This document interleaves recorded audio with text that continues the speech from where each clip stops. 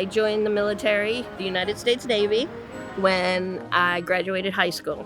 After boot camp, I went directly to Monterey, California, where I attended the Defense Language Institute for 2 years to learn 5 different languages and started translating and decoding documents.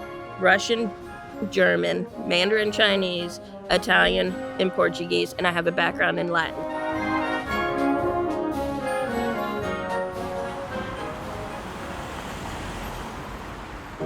My name is Lynda Yost, and I came to Sulzbacher in 2018 as a single homeless mother.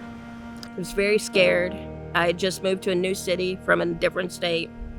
I came to Jacksonville just to get away from that situation. First night, we slept in a Publix parking lot.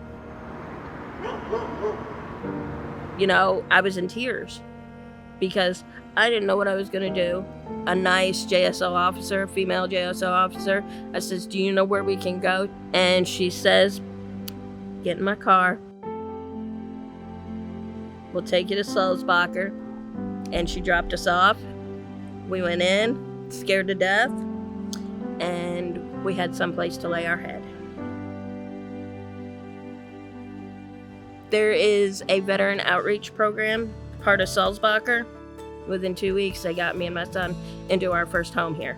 The reason I moved to Jacksonville was because I was leaving a very violent domestic violence situation. And it was either lose my son and potentially lose my life or leave. And we rode the bus from Nashville, Tennessee, all the way to Jacksonville. When I first met Miss Barbara Gilbert, she came to my house, she knocked on my door, and she's like, "I'm your caseworker." It's like, okay, well, come on in. She's like, "Don't worry, we got this." She's like, "We're gonna get through this together."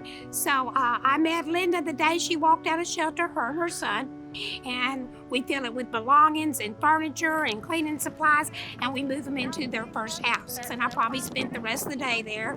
She probably would have cooked me dinner if she'd had kitchen stuff unpacked at that time. Lynda Yost, that I know, came to shelter as a victim, and now through the services and support, she's become a victor. She is a single mother. Her son Edward is her best friend. She is a domestic violence victim, survivor, veteran, a recently COVID survivor. She had the strength, the inner strength, that brought her to the Sulzbacher door of the shelter to ask for help.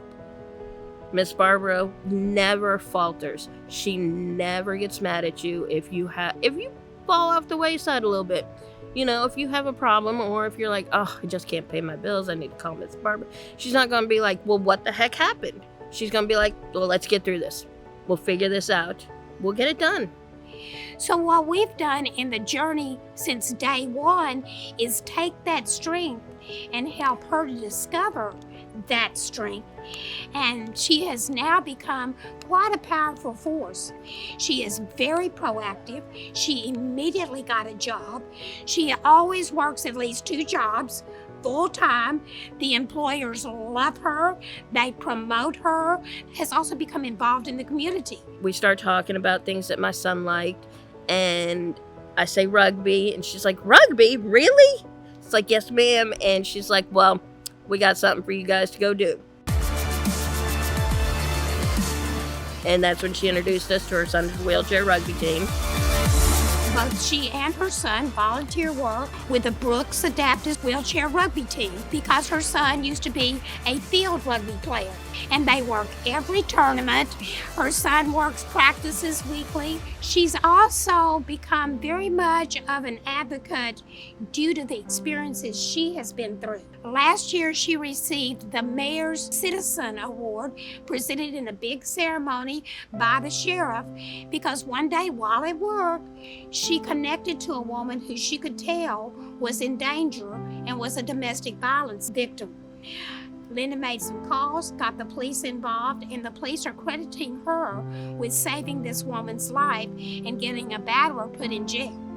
So her past experiences have made her the person she is today. She's a powerhouse, and I am so proud of her and to have have worked with her so far on this journey.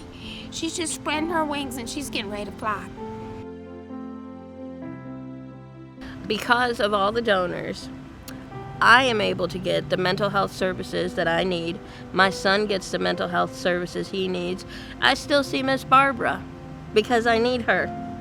Not every day, but there are days that I need to just call her and say, I can't do this, or Miss Barbara, I got something important to tell you. But, without the donors, there's nothing there. There's no Sulzbacher. There's no help. There's no moving forward, moving up, sustainability, success. Without success, you're still going to be homeless. But Sulzbacher is there for a reason. And thank you.